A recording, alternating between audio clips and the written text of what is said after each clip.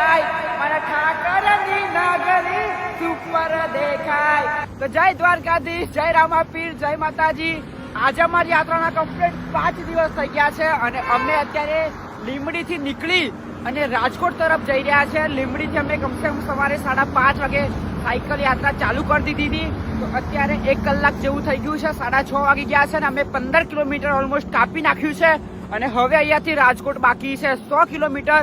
તો આજનો અમારો ટાર્ગેટ છે કે અમે રાજકોટ હોલ્ડ કરશું અને બીજા 3 થી 4 દિવસની અંદર અમે દેવભૂમિ દ્વારકામાં પહોંચી જશું અને સવારની સાયકલ ચલાવવાની કંઈક સુકૂન અલગ જ મજા આવે છે અને ખબર નહીં કંઈક કેવી રીતે કલાકની અંદર 15 કિલોમીટર કાપી નાખ્યું બાપી।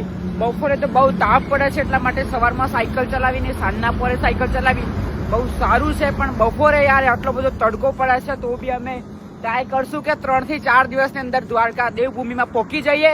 અને તમારી પાસે જો થોડોક ટાઈમ હોય તો કમેન્ટમાં લખી દેજો જય દ્વારકાધીશ।